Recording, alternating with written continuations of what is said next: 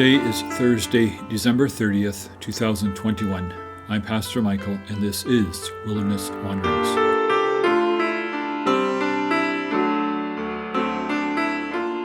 Our text is from Luke 2.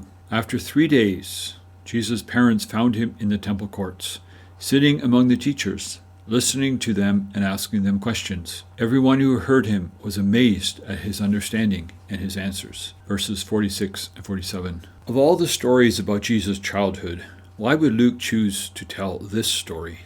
Certainly, there were more interesting ones, stories that would give us a flavor of what his youth was like. And even this story leaves us with questions such as, how did a 12-year-old boy survive 3 days in a strange city without his parents?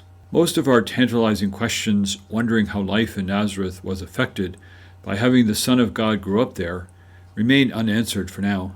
Luke chooses to tell us this story to fill in the portrait of Jesus' birth he has been painting. In Philippians 3, Paul details how, in his early life, he was the perfect Jew. Luke is picturing Jesus with similar colors. He was born to and raised by pious Jewish parents. Only men were required to attend the religious festivals in Jerusalem, so Mary's going shows deep family piety.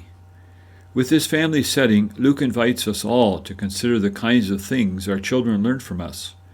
Do our words and actions match the faith teaching that we offer our children and grandchildren? Is our piety mostly showy, as Jesus decries in Matthew 6?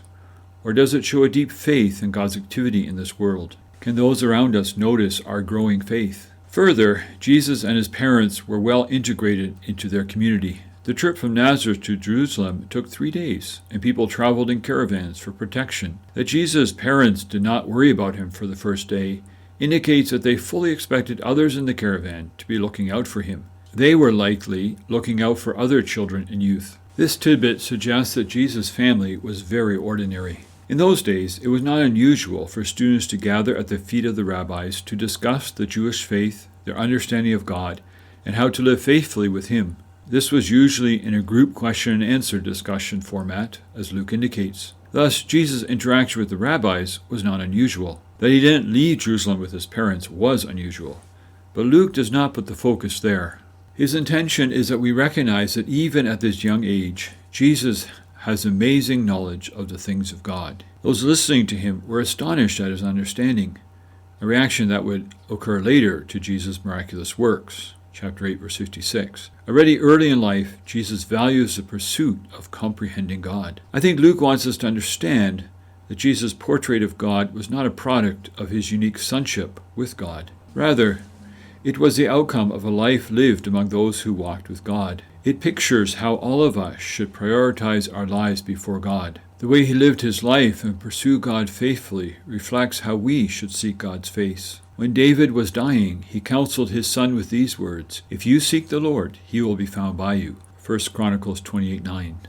Luke is illustrating this truth. Finally, the story illustrates something that one of Jesus' brothers would later write. But the wisdom from above is first pure, then peaceable, gentle, open to reason, full of mercy and good fruits, impartial and sincere, James 3:17.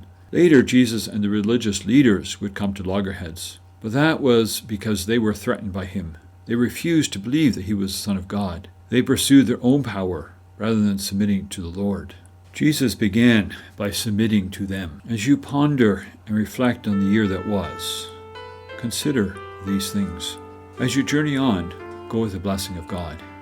May the peace of the Lord Christ go with you, wherever he may send you. May he guide you through the wilderness, protect you through the storm. May he bring you home rejoicing at the wonders he has shown you. May he bring you home rejoicing once again into our doors.